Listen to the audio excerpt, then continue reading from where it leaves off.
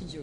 Bonsoir à tous. Voyage pour ses 15 ans, ce relook. Voyage nouvelle image. Voyage toujours le même esprit. Découverte, évasion, aventure, sourire, découverte, je l'ai déjà dit. Enfin bref, nouveaux visages aussi pour la chaîne. Bonheur. Nouveaux animateurs. Et ce soir, vous avez donc rendez-vous avec une bonne partie de la nouvelle bande de la chaîne Voyage. Donc environ une petite dizaine d'animateurs qui vont venir dialoguer avec vous et répondre à toutes vos questions sur Facebook.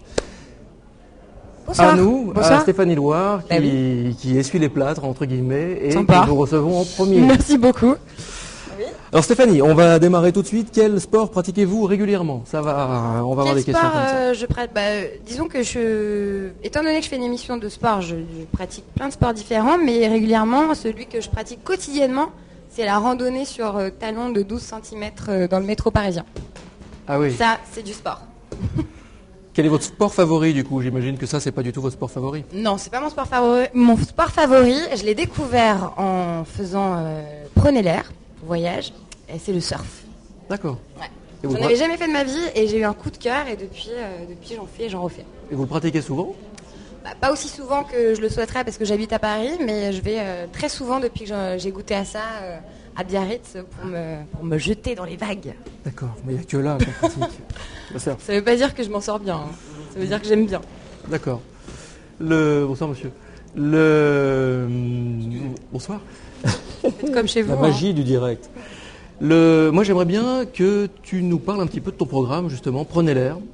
En quelques mots, prenez l'air. Comment tu le décrirais? À part prendre l'air, parce que finalement, tout est dans le titre. Bah voilà, tout est dans le titre, c'est ce que j'allais dire. C'est une chouette émission, forcément, je vais pas dire le contraire. Et c'est une émission. En fait, en gros, moi à la base, je suis pas quelqu'un de sportif. Et ça m'a initié au sport en plein air. Ça m'a fait découvrir plein d'activités sympas et surtout plein de gens passionnés. Donc c'est une émission surtout au-delà du sport, c'est une émission de rencontre et c'est une émission de partage. Je vous invite à la regarder, je crois que c'est sur Voyage. A priori. En tout cas, on vous tiendra au courant, au moins sur la page Facebook. Voilà. Alors, une question de Kim. Si on vous propose de partir en Inde ou de faire de la chute libre au-dessus du Brésil, que choisiriez-vous? Salut Kim, alors j'adore ton prénom. Si on me propose de partir en Inde ou de faire de la chute libre au-dessus du Brésil, je crois que je choisirais le Brésil. Parce que je l'ai En chute libre. en chute libre. C'est l'un ou l'autre, hein. C'est ou l'Inde ou le Brésil. Je crois que je choisirais le Brésil. Alors, dès demain, on mettra juste sur le site les quelques images qu'on a pu voir. Ah oui, je fais de la chute. Avant. Et attends, pourquoi le chute Brésil? libre. Parce que comme Et ça, quand j'atterris direct, Stéphanie est vraiment à l'aise en chute libre. c'est sûrement pour ça qu'il me pose la question d'ailleurs. Mais oui, Kim, au Brésil, en chute libre, avec toi. Dernière Ouh, il y a question, plus de questions Topo75, est-ce que vous aimez la BD? Est-ce que j'aime la BD? Bah oui, j'aime la BD. C'est marrant comme question, ça. Ah bah oui, on passe du coq à l'âne. Complètement. Alors, comment il s'appelle? Ah, je Ah, n'ai pas vu. Non, c'est pas grave. Bon, C'est Topo75. Topo 75, donc il habite à Paris. La BD, oui, j'aime bien ça. Qu'est-ce que je lisais Boule et Bill quand j'étais ado et plus petite. Voilà. C'est tout. C'est fini. Moi, je pourrais passer la soirée là. à Bah répondre aux oui, questions. mais vous êtes nombreux. Alors comment faire partie de l'équipe de Voyage? Comment vous avez rencontré Voyage? Tiens, ça c'est une question de Cerise. Elle, en gros, comment faire partie de l'équipe de Voyage? Ah. Comment travailler avec vous? Bon, mais est-ce que tu as un conseil pour Cerise? Un conseil pour Cerise, si tu as envie de travailler avec Voyage, si tu as envie si tu as des idées, n'hésite pas à venir les voir. C'est des gens super ouverts et propose-leur tes concepts et tes idées. Ils seront là pour t'écouter. Ça, c'est une certitude. Donc il faut envoyer d'abord un message sur la page Facebook. Voilà. Nous transmettrons bien sûr avec un petit projet, une idée. Enfin, en fait, il faut être créatif. Il faut être créatif, il faut avoir envie, surtout, il faut oser faire les choses. Et ça, c'est valable pour Voyage et pour toutes les chaînes et toutes les choses dans la vie d'ailleurs. Mais en tout cas, en télé, quand tu as envie de faire quelque chose, il faut déjà le dire et le faire savoir. C'est bon? C'est terminé? C'est bon, c'est terminé. Donc je rappellerai juste que Stéphanie Loire anime l'émission Prenez l'air sur Voyage le vendredi à 20h05, c'est important. 05 pétante, quoi. Et les samedis et dimanches à 11h40, ce qui est un super horaire en fait. C'est bien samedi 11h40. dimanche, voilà. Samedi matin, vous réveillez, vous avez fait la grasse mat, un petit café, des croissants devant la télé et hop, Un vous petit partez, prenez l'air. prendre l'air avec moi. Ça dure 26 minutes, il y en a 20 au moins. Ouais, c'est bien, il me fait les super ventes pour mon émission. Mais vous saurez tout sur la page Facebook, bien sûr. Un peu plus Exactement. tard. Rendez-vous sur la page Facebook. Je vous fais des grosses bises à tous. Merci à toi et à très bientôt. C'est toi. Je garde le micro, je te le laisse. Bah, tu peux éventuellement me le laisser. Et puis on va demander à, là, je crois, là, il y a Taxi Show, l'animateur de Taxi Show, Guillaume Estini. Taxi Show. Ou alors Street Fighter, j'allais dire. Bon, salut. Voilà. Merci Stéphanie. Donc 15 ans, ça fait donc 15 ans que Voyage multiplie les initiatives, vous fait découvrir toujours de nouvelles choses, vous emmène en gros en voyage. Ah, Guillaume et Stevie, prenez place. Bonsoir, je suis Éloi et nous sommes en direct sur Facebook, sur la page Facebook de Voyage. Super, c'est moderne. C'est l'interaction, voilà. Ça marche ? Alors, j'ai quelques questions d'abord que j'ai sélectionnées, parce que je savais que Guillaume et Stevie allaient passer, donc forcément.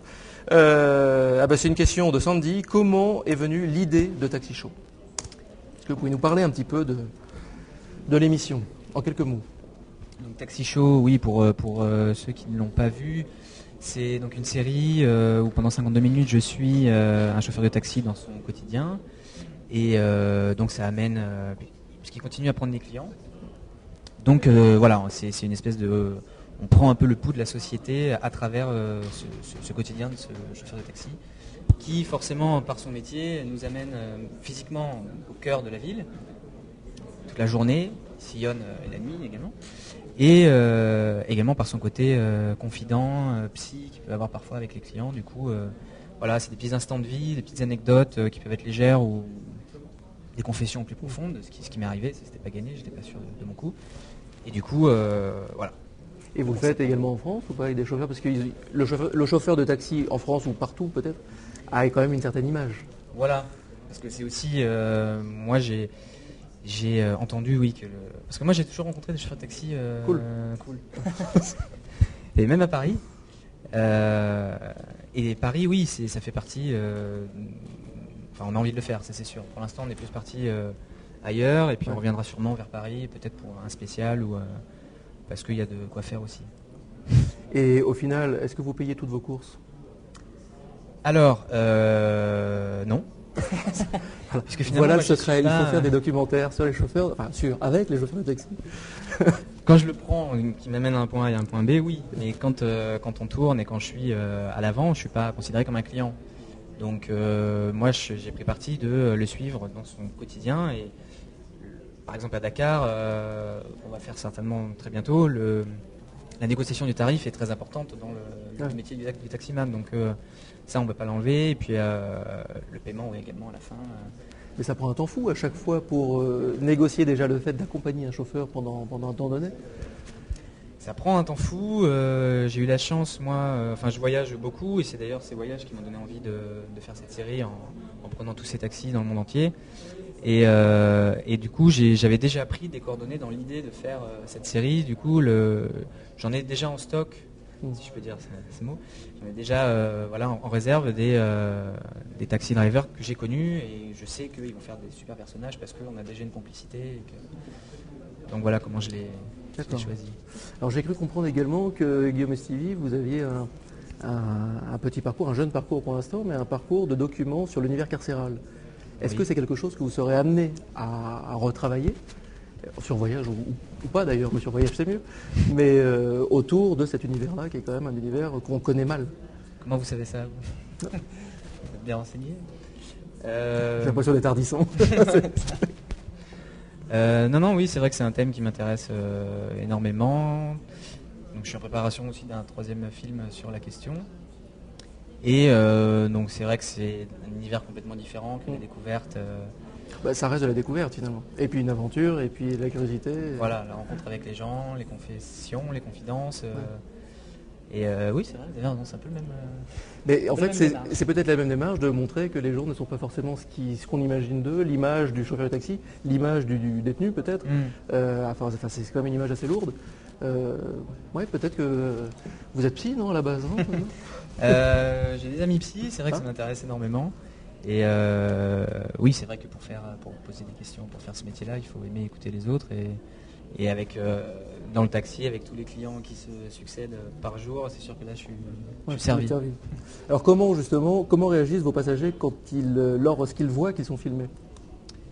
Alors ça varie selon les villes. C'est aussi l'intérêt de la série, c'est de montrer que les confessions et les gens réagissent pas de la même façon, les mœurs sont différentes. C'est sûr qu'à Rio, c'était beaucoup plus l'exubérance et la chaleur et pas forcément gêné par cette caméra. Berlin, un peu plus compliqué, je sais pas, peut-être parce qu'il faisait froid ou Ouais. Aussi parce que les gens prennent moins le taxi, ils sont très vélo et bus et transport en commun. Mais les gens prennent pas peur ou rentrent, vous voient et referment, non? Ça se passe très naturellement. J'étais d'ailleurs très surpris par ce côté-là. C'est vrai que j'avais peur de ça et que finalement ça ne marche pas, mon concept ne fonctionne pas. Et au final, comme le but c'est d'aller chercher l'humain au cœur de toutes ces villes bétonnées, je me suis rendu compte que c'était vraiment ça qui se passait, c'est-à-dire que les gens me sortaient des anecdotes très très personnelles. Alors je ne sais pas si c'est le côté éphémère du taxi qui fait ça ou si c'est la caméra justement qui sert de... Les gens vident leur sac, j'ai vraiment ressenti cet humain-là que j'étais venu chercher. Oui. Et à la fin, ils signent tous une autorisation de diffusion. Oui. D'accord. Ça c'est le côté un peu... Ça passe ou ça casse, Voilà. à la fin. Même quand on a une bonne séquence avant. Voilà. Bon, ben, je finirai juste en rappelant donc, que Taxi Show, Guillaume et Stevie, le samedi à 20h40. Et je crois qu'il y en a déjà un qui a été diffusé la semaine dernière, Berlin. C'est ça? Et un prochain, Rio? Qui est rediffusé toute la semaine, et Rio est diffusé samedi soir, 20h40. Et alors, le prochain voyage, ce sera quoi? Après Berlin, on est parti sur Pays du Sud, il faut que ça bouge, il faut que ça parle, il faut qu'il fasse chaud. Faut que ce soit le taxi collectif, il faut que ce soit... Il faut qu'il y ait du monde. Donc on n'en dit pas plus, mais plutôt, il va faire chaud. Bon. Mais de toute façon, nos amis sur Facebook seront les premiers au courant, bien sûr. Bien sûr. Voilà.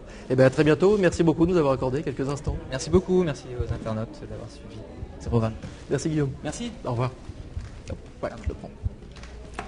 Donc nous allons continuer notre petit tour de la chaîne, notre petit tour du site également. Je vous invite d'ailleurs à découvrir le site voyage.fr.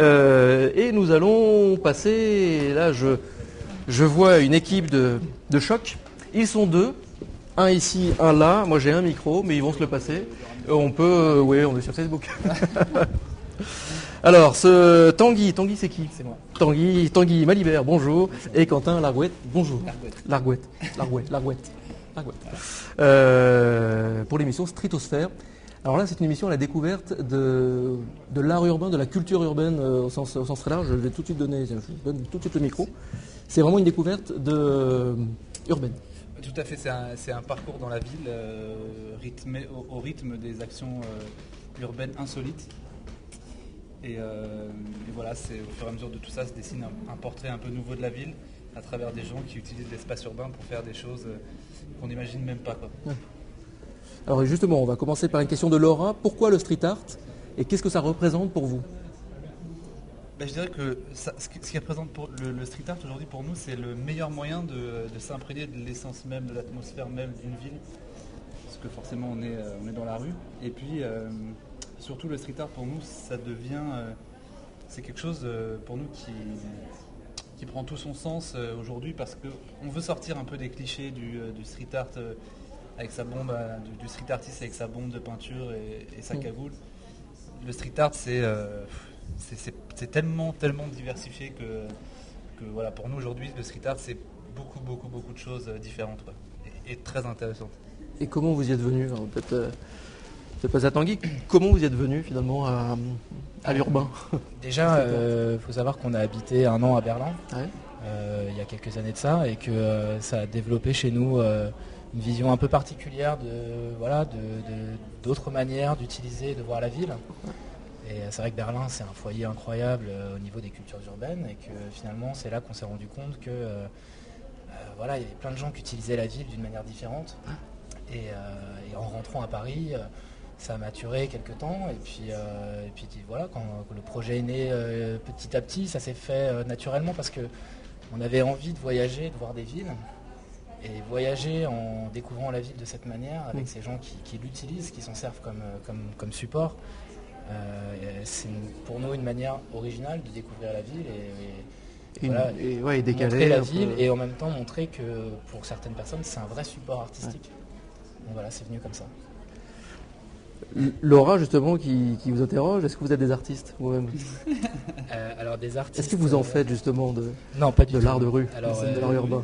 On est entre guillemets peut-être des artistes de l'audiovisuel. C'est joli. Mais par contre, non, pas du tout. On a ni l'un ni l'autre de talents spéciaux pour quelconque activité street art. Ouais. Donc non, mais ça fait que du coup, on est les premiers les premiers spectateurs de ce qu'on voit et qu'on est interpellé, on est subjugué par ces gens-là, ils nous fascinent complètement, c'est nos héros en fait, quoi, les gens qu'on rencontre et voilà, on est les premiers à être complètement interpellés par ce qu'on voit et c'est ce qui fait peut-être qu'on transmet quelque chose de chaleureux en fait. Alors vous êtes parfois, enfin vous pas forcément, mais les gens que vous accompagnez, que vous voyez, aux frontières de la légalité. Comment vous faites justement? Est-ce que vous avez des petites anecdotes ou des petits souvenirs de... Oui, On est sur Facebook encore une fois. Non, alors malheureusement on n'a pas encore fait assez de villes pour avoir des éléments de comparaison. Effectivement, c'est des gens qui sont à la limite de la légalité et qui pourtant prônent le fait qu'ils embellissent avant tout la ville. Donc évidemment qu'il y a un risque pour eux, ils en prennent pour nous, c'est ce qui les rend encore plus formidables pour nous. Mais il y a un risque et ils l'assument complètement, quoi. Ouais. Et en même temps, et c'est ce qui donne d'ailleurs. C'est un jeu, quoi. Ils jouent vraiment. Et je pense que la recherche de l'adrénaline pour certains est super important. Alors comme on disait tout à l'heure, ce qui est intéressant aussi là-dedans, c'est de faire comprendre que il y en a aussi qui essayent de détourner certaines façons de faire pour rentrer dans la légalité. Et donc, alors, des astuces, quoi. ils cherchent des astuces, ils ont, pour certains, et la police à certaines façons ne peut absolument rien dire sur certaines expressions, mais il y en a qui se nourrissent de ça aussi. Donc, faut juste noter peut-être que la culture urbaine, c'est pas que le tag, en gros. C'est pas que le tag, Exactement. c'est même pas que le graphe. c'est exactement ce C'est aussi qu'on cherche. musical, c'est aussi sportif. Voilà, c'est des C'est même carrément performances. sportif en général. Ouais, voilà, c'est ça. C'est des performances physiques, c'est de l'expression artistique, ça peut être de la peinture, ça peut être énormément de choses. C'est vraiment ce que nous on a envie de montrer voilà, et ça embellit complètement la ville, quoi. Olivier, quelle est la ville qui vous a le plus impressionné en termes de street art? Et pour l'instant, de ce qu'on a vu, forcément, on a été très surpris par Paris, où on sait que c'est une ville artistiquement assez développée, mais on pensait que c'était un peu bridé, et au contraire, il y a des gens qui œuvrent beaucoup à cet embellissement de la ville. Mais pour l'instant, je dirais Berlin forcément, mais je pense qu'on va être surpris. On peut être surpris par des villes comme Lisbonne.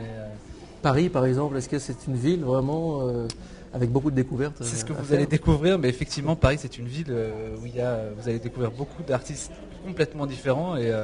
Et nous, c'est des programmes assez courts, donc on n'a même pas eu le temps de mettre tout le monde, tellement il y en avait. Et non, il y en a vraiment, il y a vraiment de beaux artistes urbains à Paris. Ouais. Si tu veux rajouter un truc, Tonton. Non, ouais, sur Paris, juste rajouter qu'en faisant cet épisode, je crois que tous les deux, on a eu l'impression que ça faisait des années qu'on marchait en regardant nos pieds et qu'on a complètement redécouvert Paris avec un nouveau regard et ça fait du bien, quoi. Ça fait vraiment du bien parce que souvent on critique Paris, on dit que Paris c'est bridé, c'est comme ci, c'est comme ça, et en fait, juste faut ouvrir les yeux et j'étais le premier à les garder fermés. Et en fait, ça nous a énormément redonné confiance en Paris et en la créativité de Paris et surtout en les Parisiens. Ouais.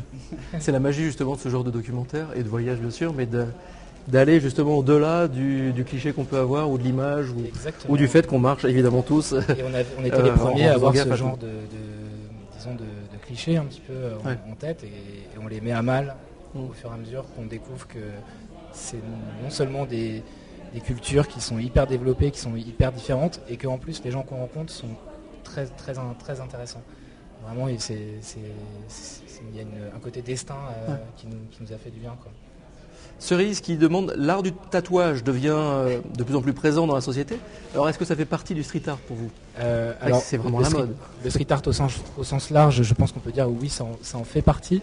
Il y a de nombreuses encyclopédies du street art qui le référencent.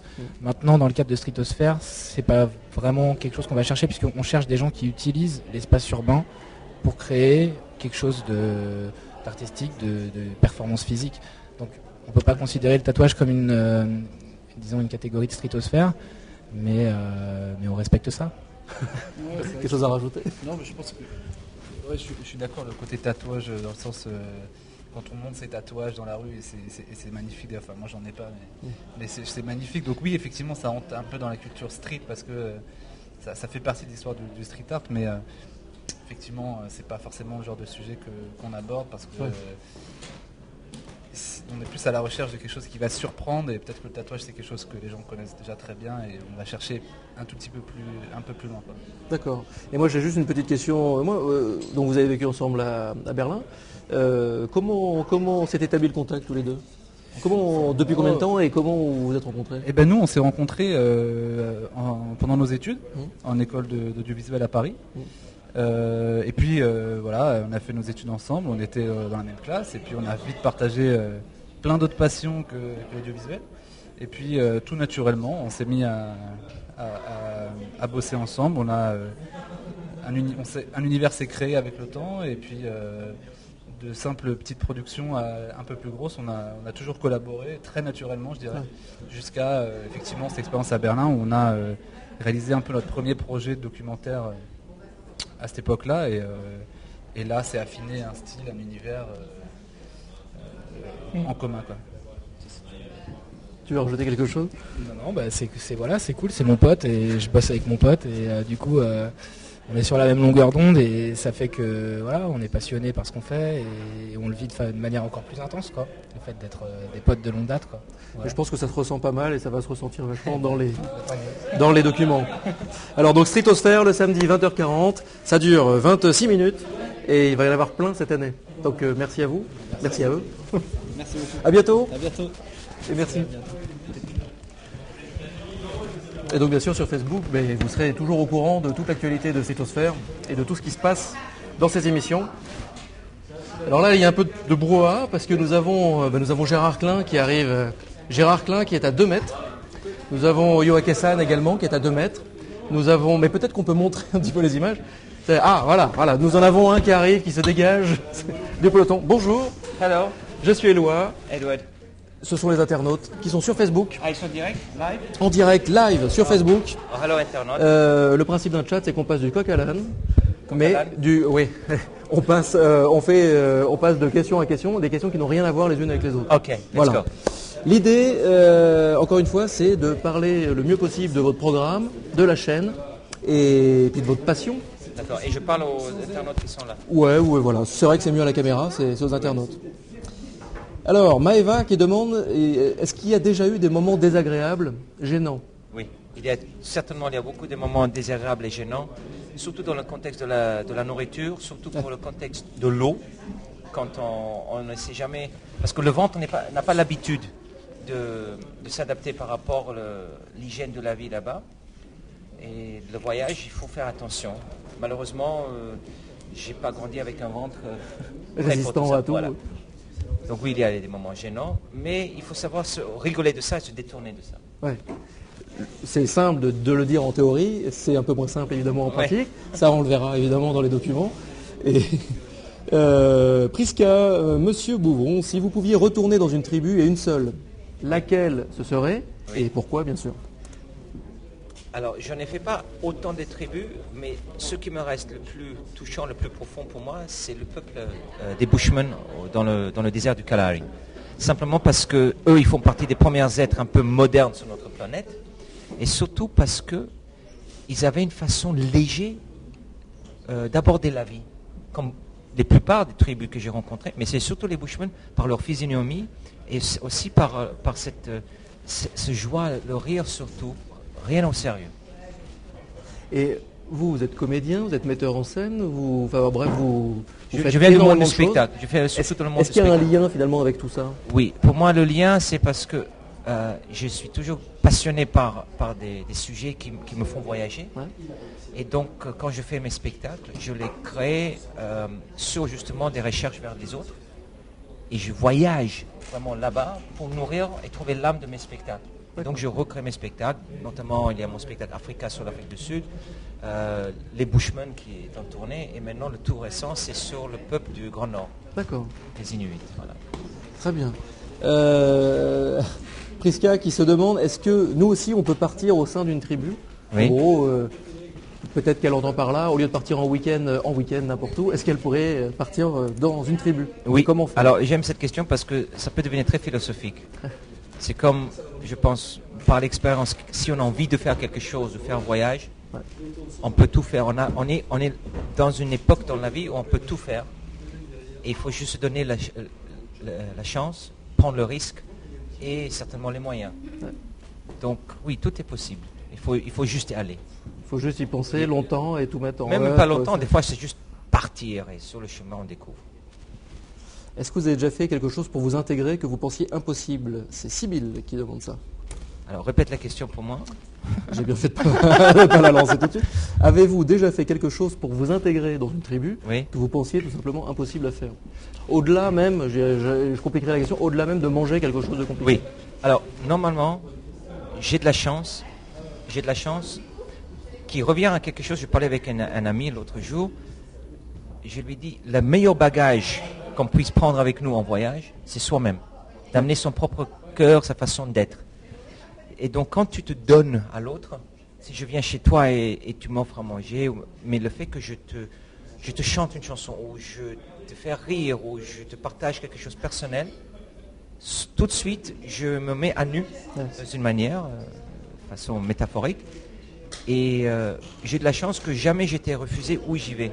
C'est parce que d'abord j'étais celui-là que je me suis montré, je faisais rire. Et l'humour est toujours la meilleure clé pour ouvrir les portes. Ouais. Mieux que l'arme, je pense que j'ai trouvé aujourd'hui le mot, la clé. C'est la clé pour ouvrir la porte. C'est pas mal, hein, au Et lieu de ça, l'arme. que ce soit dans les tribus, mais aussi partout, en France ou n'importe où. N'importe où, je pense. C'est fou comment même avec l'humour, on peut décrocher des énormes contrats aussi. Sauf en France. Donc, Voyage fait partie du groupe Fox, c'est américain, donc tout est possible. Même l'humour. voilà. Allez, dernière question, toujours Monsieur Beauvron. Quel a été le moment le plus humain, en gros un souvenir extraordinaire que vous avez eu? Le plus humain. Oh. Mais si on prend pas le biais de le plus humain, c'est un joli mot l'humain. Ouais. Je pense que tout est humain là-dessus sur le voyage. C'est quand ce n'est pas humain, c'est là où ce n'est pas génial. Ouais. C'est là où tu te mets en question et c'est là où tu te dis pourquoi je fais ça. Et là c'est pas tu regrettes, mais tu es déçu. Donc je pense de détourner cette question. Ah ben disons que c'est philosophique aujourd'hui. Hein. Ouais, c'est bon, vous voyez, Eric, il est humoriste. Mais bon, il prend du recul grâce à l'humour. Mais je pense que l'humour a beaucoup plus de profondeur quand on va vraiment voir des sujets plus profonds. Ouais. En punaise, je suis très profond Ouais, aujourd'hui. ouais, non, hein. mais c'est bien, c'est une bonne présentation du programme, qui est également très drôle. Hein. Il n'est pas que philosophique. Et c'est donc, vous avez rendez-vous donc avec Eric chaque jeudi à 20h40 et tout au long de l'année. Voilà. Et si vous en aurez sûrement, si vous avez d'autres questions pour Eric, eh ben, on lui transmettra et il y répondra et on vous y répondra. Il y répondra. Je ne sais pas qui vous êtes, mais c'était un plaisir. C'était un plaisir. Ils sont nombreux, ils sont derrière, ils sont sur Ils sont Facebook. nombreux, vous êtes tous. Vous imaginez, c'est incroyable la technologie. Hein. Et quand je pense que j'étais parmi ces peuples, des fois, là j'étais récemment avec les Inuits, et dans mon spectacle j'avais écrit une scène où il y a un écran plat. J'arrive dans le peuple de Kulusuk, et là dans le salon, il y a un écran plat avec DVD, et le chasseur m'amène sur la banquise, on chasse le phoque, il sort un portable. C'est incroyable la technologie aujourd'hui, vous voyez? C'est incroyable. Il était sur Facebook, donc il a... Oui, mais néanmoins, il gardait ses racines de toujours. D'accord. Et c'est ça ce qui était magnifique. C'est comme les Français avec le vin et le fromage. Ouais. Bon, ben c'est le mot de la fin. Merci. Je vois qu'il y en a qui s'impatientent à côté, donc on va aller leur donner la parole. Merci beaucoup Eric, à très bientôt. C'est pour la Dalésie. Bonjour. Enchanté. Non, mais ça peu importe. Donc, Benjamin Yoaké. Bonjour, je suis Éloi. Bonjour Benjamin, je suis Éloi. Je donne le micro, je le mets là, le premier, je le lâche. Voilà, le premier. J'adore les micros. Alors, le principe, nous sommes sur Facebook, nous sommes en direct dans la page fan de Voyage et nous sommes là pour vous parler aux internautes et aux fans de la page, parler des nouveaux programmes et des nouveaux visages. Donc, en voilà. Votre émission. Alors, parlez-nous juste en quelques mots de votre émission. Alors, mon émission s'appelle Je parle dans le micro ? Oui. D'accord. Mon émission s'appelle Le Goût du voyage. C'est une série documentaire en fait de 15 épisodes de 52 minutes à travers lequel en fait je parcours un pays et je découvre sa culture gastronomique en passant du restaurant étoilé jusqu'au boui-boui et chez l'habitant. Voilà. Donc c'est un peu le parcours que j'ai toujours rêvé de faire et voilà. Donc là je pars aux quatre coins du monde Voilà, et je me travaille toujours avec mon acolyte Benjamin. Pas encore dans les voyages, mais ça va pas parler. Pas dans le voyage, mais en tout cas, voilà, Bah, où, on ne se alors sépare jamais. On travaille ensemble en fait. Ah. Voilà. On cuisine ensemble pour l'instant en France. D'accord, juste en France. Et on voyage encore chacun de notre côté, mais ça va pas Exactement. parler, fusionner. On va fusionner. Donc bientôt, ce sera un duo. Voilà. Exactement. Vous êtes en train d'assister à la naissance d'un duo et d'un nouveau concept d'émission. C'est fort, là, c'est très très fort. Bon, Madame San. Madame, j'adore, je me sens Olivier, vieille quand vous me parlez comme ça. Chaque pays a un produit traditionnel. Lequel vous a le plus marqué? Alors en fait, pour être tout à fait honnête, je viens de commencer les tournages. Oui, mais vous avez déjà voyagé avant. Oui, alors lequel? Alors il y a un pays qui m'a beaucoup marqué et que je veux faire dans mon émission, c'est l'île Maurice. Pourquoi? Parce que j'ai été agréablement surpris de la qualité et je pense que de toute ma vie, je n'ai jamais aussi bien mangé qu'à l'île Maurice. Parce que c'est un melting pot de cuisine avec des produits extraordinaires et je pense que c'est un pays qui n'est pas assez connu pour sa culture gastronomique. C'est un mélange de cuisine indienne, chinoise, cuisine un peu des îles avec beaucoup de poissons, des crustacés, des choses comme ça. Et franchement, je pense que je n'ai jamais mangé aussi bien de ma vie que là-bas. Donc voilà, c'est vraiment quelque chose qui m'a marqué. Exactement. Donc j'y retourne.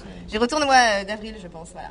Tourner là-bas. Le local, justement, ça c'est un mot qu'on commence vraiment à découvrir. Enfin, on peut tous espérer en tout cas.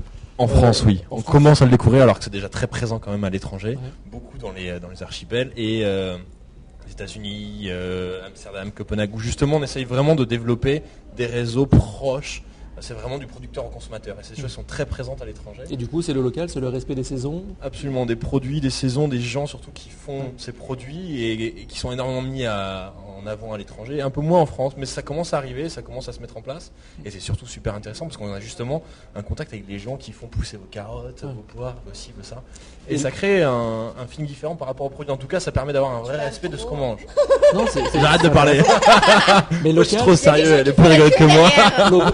local ne veut pas dire forcément bio.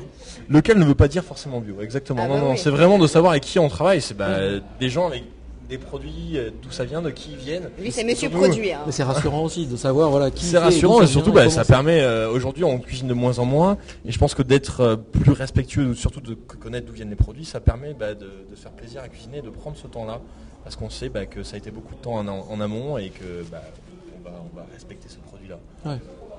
Alors il y a Marion. Je fais des réponses concises et tout. Marion qui pose une question à évoquer. Bon, c'est la question, j'imagine, Ouais. que vous avez tout le temps. Oui.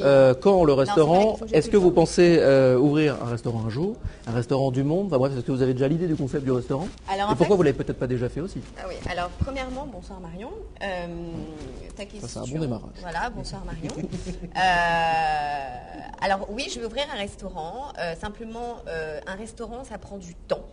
En ce moment, du temps, c'est quelque chose, je cours après le temps, parce que j'ai beaucoup de projets télévisuels, dont l'émission Le Goût du Voyage, qui me prend beaucoup de temps.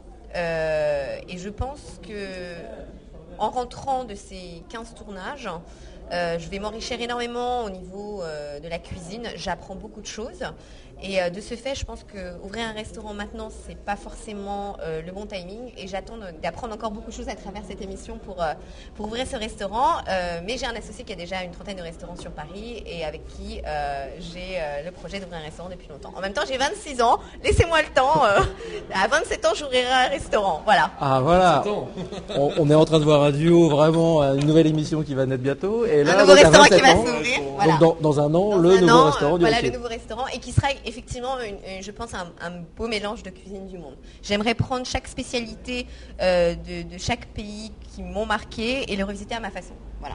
D'accord. Dernière question. Allez, Tom, Madame Yoake. Voilà, Madame c'est Yoake. après Madame San, Madame Arrêtez. Yoake. Vous êtes décidément très urbain. Vous êtes C'est très peut-être poli. l'émission Street Soyez of Fail, plus je sais cool, pas. hein. Madame Yoake, en France, où peut-on aller pour retrouver cette tradition culinaire qui fait partie de notre patrimoine? Alors, Tom, ta question est très intéressante parce que je pense que la France est un pays, je pense, qui en cuisine, on va être d'accord Benjamin, est un pays incontournable de la cuisine et je pense qu'il n'y a pas une région ou un endroit où on peut trouver quelque chose de particulier. Je pense que la France est un des pays qui a un patrimoine gastronomique tellement riche que peu importe où on va, où on se balade, on a toujours une spécialité, que ce soit dans le nord, que ce soit dans le sud, que ce soit en Bretagne ou que ce soit dans les Pyrénées. Je pense que on a la chance de vivre dans un pays qui offre des richesses culinaires et des richesses gastronomiques partout. À tous les goûts, à toutes les sauces, du beurre et de la crème.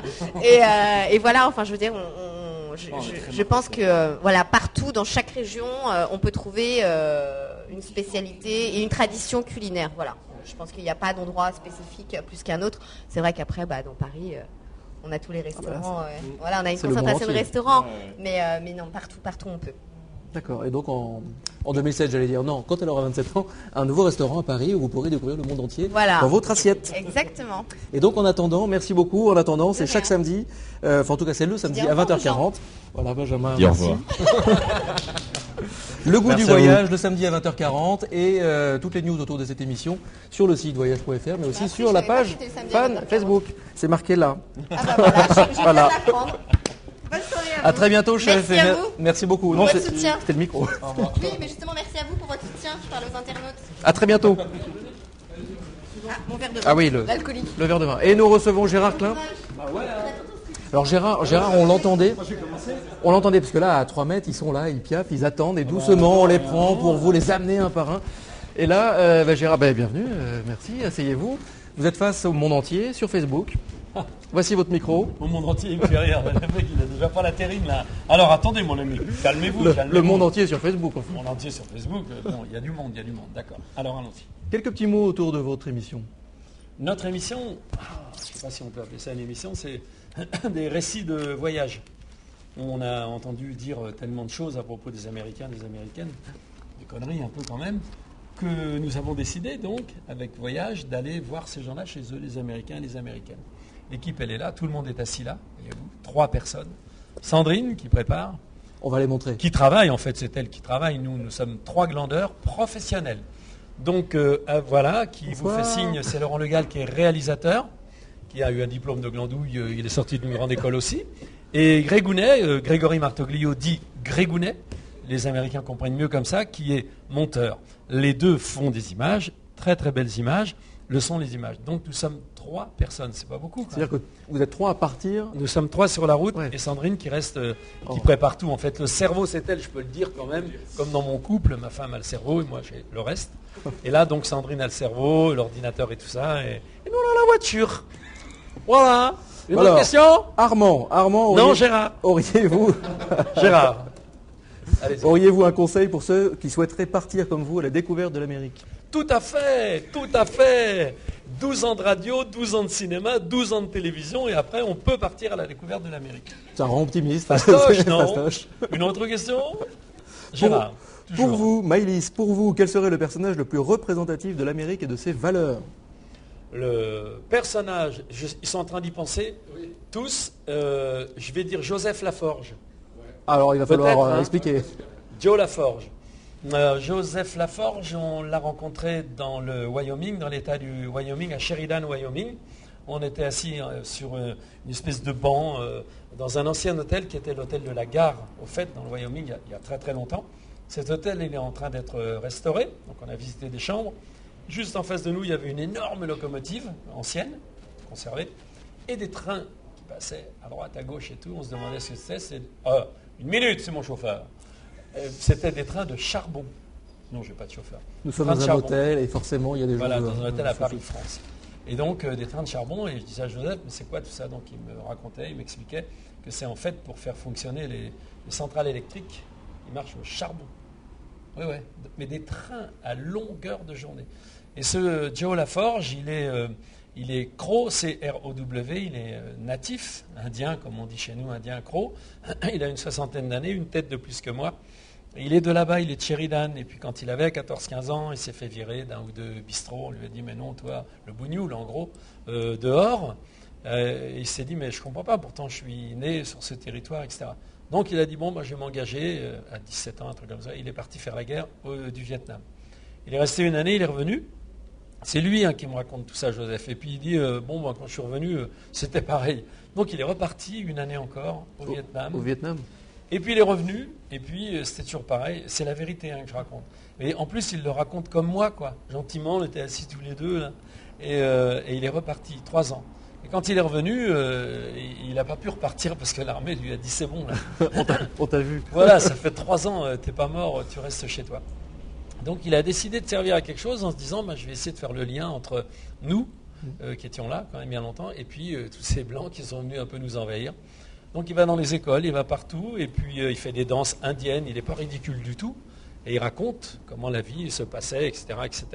Il a une vie riche parce que son grand-père était guide pour Custer, le général Custer, et le grand-père il a failli aller à la bataille de Little Bighorn où il aurait été tué vraisemblablement, mais une mule, la veille du jour où il allait partir, une mule lui a mis un coup de pied, ça lui a cassé l'épaule, et donc il n'a pas pu partir. Et donc il y a un livre que j'ai à la maison, que j'ai lu, un livre qui raconte toute la vie de son grand-père. Mais ce bonhomme, Joe Laforge, pour nous, enfin, on a visité 12 États déjà des États-Unis. Évidemment, on a vu des gens de toutes origines. Mais lui résume un peu parce qu'il il est calme et puis il a une manière de voir la vie qui n'est pas du tout la nôtre. Il faut comprendre que dans les États-Unis, les territoires sont, par rapport à nos territoires d'Europe, démesurés, mais vraiment. Et cette démesure, ça influence les gens, quoi. Mais démesuré, on ne peut même pas imaginer. Et ça influence du coup leur système de pensée. C'est certain. Là, on sort dans la rue, la maison d'en face, elle est à 20 mètres. Et là-bas, tout a été inventé. Donc parfois, la rue, elle fait 40 mètres. Parce qu'au fond, ils se sont dit, on a de l'espace. On ne va pas s'entasser, quoi. Non, c'est vachement intéressant. Olivier, vous partez façon sac à dos. Qu'y a-t-il dans le vôtre de sac à dos? Parce que c'est vrai que c'est comme les baroudeurs, dans tous les sacs à dos, mais à la télé, il y a quoi? Oui, mais moi, je ne suis pas un baroudeur. À la télé, d'abord, pour faire des images, il y a des caméras légères. On a un minimum de matériel. Les caméras sont légères. On a des valises. Moi, en général, j'ai un peu plus de valises qu'eux. Quoique, si on mesure au poids, je pense que Laurent a la plus lourde valise. Ensuite, Greg Gounet, à cause du sèche-cheveux. Forcément, parce qu'il a les cheveux très longs, Greg. Donc, il est obligé d'avoir une autre valise. Non, on prend l'indispensable. De toute façon, là-bas, il y a des pharmacies partout pour acheter de l'aspirine. Je suis un spécialiste de Walgreens. Je suis guide agréé. C'est une marque de pharmacie. Non, on n'emporte rien de particulier parce qu'évidemment, on trouve tout là-bas. On emporte surtout, on est vachement content d'y aller. Ouais, vous emportez votre enthousiasme. Ah ouais, c'est pas dans la valise. On est vraiment content. En plus, c'est vrai qu'on pourrait être un peu blasé. Moi, j'ai fait plein de trucs quand même. Pas du tout, on est vachement content. En général, ils viennent m'attendre tous les deux à l'aéroport et puis voilà, quoi. On a l'impression justement que c'est un rêve de gosse que vous réalisez. Ah bah ouais, mais c'est exactement ça. Moi, j'ai toujours eu envie de voir l'Amérique. Moi, j'ai été élevé avec Presley, les films américains, les westerns, des trucs. Et voir l'Amérique, j'en ai toujours eu envie. C'est Voyage qui m'a donné l'occasion de le faire, donc je suis vachement content. Mais tous les gens que vous allez voir passer de la chaîne Voyage sont contents d'être là. Ouais, c'est ce qu'on remarque. Ouais. Et c'est pas le cas dans toutes les chaînes de télé. Hein. Ah ouais, parce qu'on s'emmerde dans la télé. Alors par exemple, dans votre parcours, vous avez été dans des chaînes... Moi je ne vais pas balancer, mais j'ai fait 12 années d'instit avec une promotion forcenée en disant c'est génial et tout. Et c'est vrai que c'est quand même un peu la RATP, je ne veux pas dire de mal de la RATP, c'est l'ORTF encore. Ouais. C'est-à-dire que nous on est 3 personnes pour faire des images, et très sincèrement, on pourrait très bien être 12. Voilà, parce que syndicalement, il faut être 12. Donc je balance pour les deux camps là. Non mais c'est la vérité que je dis. J'ai voulu faire une tournée il y a très longtemps pour France Inter, tout seul. Oh, j'ai eu tous les emmerdements du monde parce qu'il faut que tout le monde vienne, quoi. Et là on est 3 personnes, et d'abord 3 personnes qui s'entendent bien, ça vaut de l'or. Ouais. Et que 10 personnes qui ont toutes des choses différentes, des familles différentes, des envies différentes. Nous on est liés, Sandrine elle est toujours au bout du fil avec nous, donc on est 4 personnes et 3 qui se déplacent et une qui est là. Ça n'existe dans aucune chaîne de télé, et tous les gens qui travaillent pour Voyage, comme ce ne sont pas des gros budgets, il faut dire la vérité quand même. Ce n'est pas une chaîne de télévision avec des budgets démesurés, donc ça marche un peu à l'économie, mais ça crée une autre économie et surtout une autre manière de travailler, où les gens sont plus proches, quoi. Ouais. On est bien obligé de chercher l'astuce, de trouver la débrouille et l'enthousiasme. En plus, le matériel a vachement évolué. Il faut arrêter. Il ne faut pas faire croire aux gens qu'on est cadreur parce qu'on a une caméra de 18 kg sur l'épaule. Un cadreur, il est cadreur. Un mec qui fait des images, Greg Gounet ou Laurent, ils font des images. En plus, on va très très vite. Jamais on fait recommencer les gens en leur disant non, attendez. C'est fragile quand même, les personnes. Même si aux États-Unis, les gens parlent beaucoup plus facilement que chez nous. Mais c'est fragile, une personne, c'est gênant, quoi, je trouve. Nous, on a un peu l'habitude, mais la personne qu'on va voir dans sa ferme, on a fait un jour 40 minutes de route sur de la neige, on se disait, mais c'est pas possible, on est paumé et tout. Pas du tout, On est arrivé à la maison, on a croisé un gros pick-up, le bonhomme il était là avec son chapeau comme dans les films, et il nous a dit « Ah bah je venais vous chercher ». Et on a fait demi-tour et 100 mètres après on était arrivé, mais on ne peut pas imaginer, quoi, 40 minutes, comme si vous avez un chemin de terre pour aller chez un copain, le chemin dure 40 minutes. On se dit, je me suis gouré, c'est pas possible. Mais les gens croisés, c'est prévu avant ou c'est un peu l'aventure Sandrine, non, c'est prévu. Sandrine. Voilà, c'est-à-dire qu'on dit... Il faut négocier, c'est la télé française. Exactement, voilà, c'est une équipe de Français et tout. Donc déjà, on ne fait pas peur quand il nous va arriver. On a vu Jim Harrison, l'écrivain qui est vachement connu en France, en Europe, mais moins aux États-Unis quand même. Et c'était un samedi après-midi, c'est moi qui conduisais. C'était un chemin de terre, j'ai raté la maison. Alors, bon, évidemment, on rigole. Il n'y a pas d'engueulade, c'est-à-dire que s'il y en a un qui se trompe, si on est paumé, il y a deux solutions, quoi. Ou on rigole en disant « Ah, alors là, on est bien perdu ». Ou alors, tout le monde s'engueule, quoi. Non, nous, on se marre, alors je freine, poussière, demi-tour. Puis il y avait un bonhomme qui nous attendait comme ça, sur une espèce de petit portillon en bois façon banlieue, quoi. Sauf qu'on était au bord du Montana et du Wyoming, avec la montagne immense derrière et tout.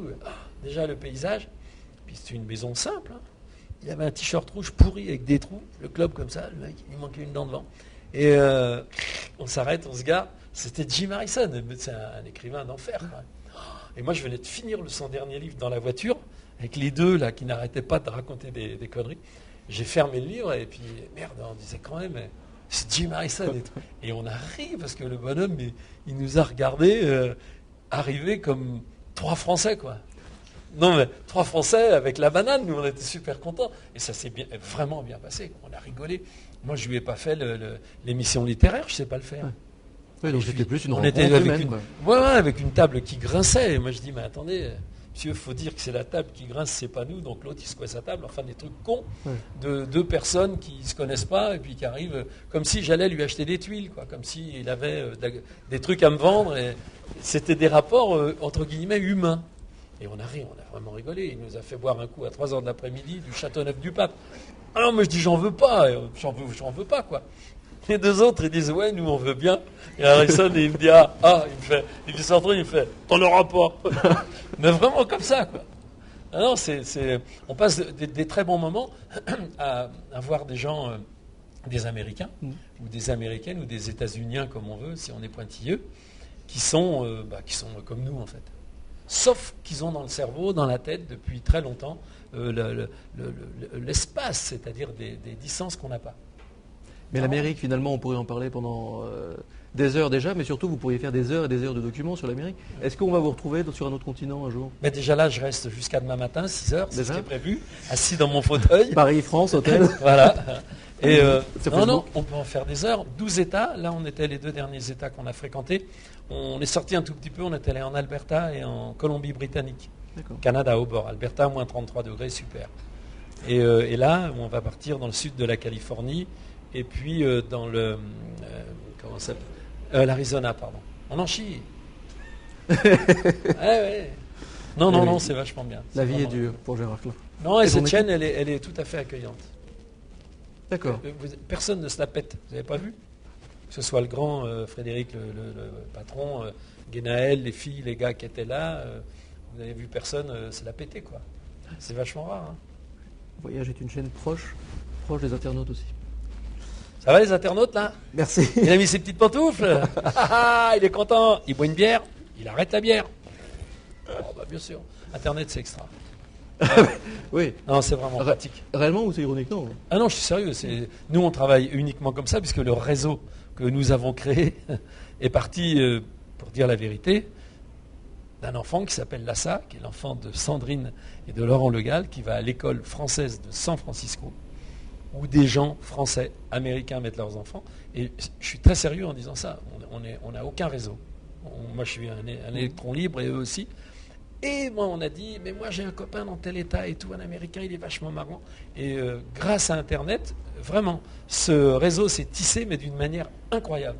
Donc on a des potes, entre guillemets, on a des contacts à peu près partout. New York nous attend, n'est-ce pas? Non, mais c'est vrai. Grâce à Lassa. Non, mais bien sûr, c'est grâce à Lassa. Et oui, grâce aux rencontres, grâce aussi aux qualités humaines de ces gens-là qui parlent aux autres, quoi. Merci beaucoup. Vous partez donc en Amérique le mercredi à 20h40 sur Voyage, bien sûr. Toutes les infos. Et puis si vous avez des questions, encore une fois, pour Gérard et son équipe, eh ben, vous les posez sur la page Facebook ou sur le site voyage.fr et nous transmettons et nous vous retransmettrons leurs réponses. Et puis ils reviendront vous voir sans doute, c'est sûr. Oui, et c'est diffusé et rediffusé, hein. C'est pas seulement... Oui, c'est le mercredi et après c'est... Bon, alors maintenant, donc, je cherche un pare-choc avant de 404 décapotable. C'est le rêve américain. 1967. Un pare-choc avant. Sans les bananes, je les ai encore. Vous savez, les bananes qu'on a... Merci, allez, au revoir, c'est tout. Je m'en vais peut-être. Bah disons qu'à un moment donné, on pourrait... Ah mais il n'y a plus personne. Ouais, on continue. C'est-à-dire que durant 1 heure, on n'entendait que Gérard à côté, et puis là, on n'entend plus Ben personne. ouais, parce qu'on attendait. Ils sont tous partis. Là, on n'entend plus personne. Voilà, ils sont en on train pourrait de rester boire. réellement des heures. Et il fait bon, j'ai ouvert les fenêtres, on a ouvert les fenêtres avec le grand. Donc je vous rends ça. Merci. Hein. Bon, merci beaucoup Gérard, Ah, merci et puis à à très vite. Regarde pour se serrer la main en fait. Non, je rigole. Bye Merci bye. à vous. Bonne soirée chez vous. Merci. Un numéro, donc tous les animateurs, une bonne partie est passée pour vous rencontrer sur cette page fan de Facebook. C'était donc une bonne première expérience, cette soirée autour de voyage, avec les animateurs de voyage. Nous en referons, c'est certain, nous continuerons d'aller rencontrer les animateurs, et vous avez certainement vu le dénominateur commun de tous ces nouveaux programmes, de tous ces nouveaux visages, c'est d'aller au-delà des clichés, d'aller rencontrer d'autres choses, d'aller gratter un petit peu, et d'aller juste faire preuve de curiosité pour vous surprendre et vous rendre aussi un peu plus curieux, parce que finalement, vous allez partir bientôt en voyage, c'est sûr. À très vite, à très bientôt, merci beaucoup, et à tout de suite sur Facebook, bien sûr.